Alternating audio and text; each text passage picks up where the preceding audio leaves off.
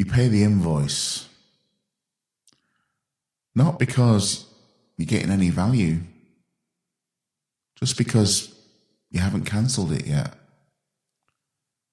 You've been meaning to cancel it for a while, usually by now. But there's always something. A conversation you're going to have. A month you're going to give it. A standard you're going to set. But then you pay the invoice and the loop stays open.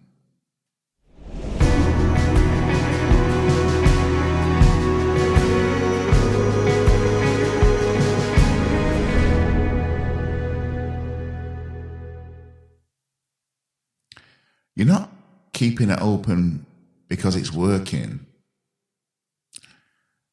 You're keeping it open because you haven't decided yet.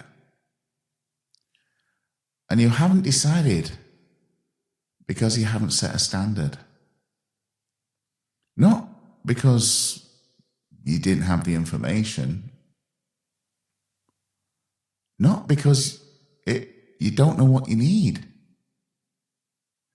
You certainly know what you need from this.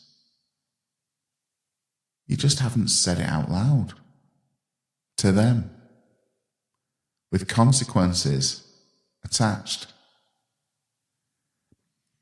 Hinting isn't setting a standard. It's just giving yourself more time.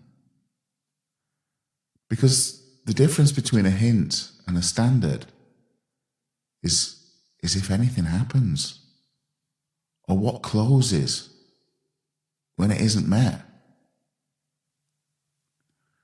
And there's a reason you hint instead of setting a standard. You like them. You've worked together for some time. And you have built a relationship. You have a relationship with them. And so instead of saying, this is what I need, and if it doesn't happen by X date, we're done. You say things like, have you thought about trying this? Or something like, I think we have an opportunity here to improve. Let's just see how next month goes. What you've actually said is nothing. What you've given them is another undeclared chance. They don't know it's their last one, and you're not sure either. You're not being kind. You're being imprecise. Because hinting at improvement without setting a standard doesn't give them a chance. It just delays the conversation. You haven't actually had the courage to have. And while it stays open, you can still be that person who gave them every chance. You haven't been hard. You haven't been unfair. You've been patient. The loop stays open. The relationship stays intact. And the money keeps leaving. And you get to keep being the person who didn't make the call. Except you did. Every month, you paid without deciding. Because keeping it open is a decision. You just haven't admitted which one. But here's the part that doesn't show on the invoice. Because you often think about them. Not when you're working, but in between. When you're driving, when the week is quiet, or even when you're doing something entirely different, they surface. Not urgently, just there. You're carrying the weight of a conversation you haven't even had. And they're carrying uncertainty of not knowing where they stand. And the money keeps on still leaving. The open loop isn't just a cost on a balance sheet. It's cognitive rent. And it's living rent-free in your head.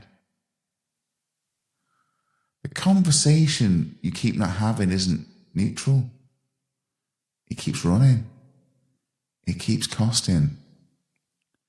They're in your head.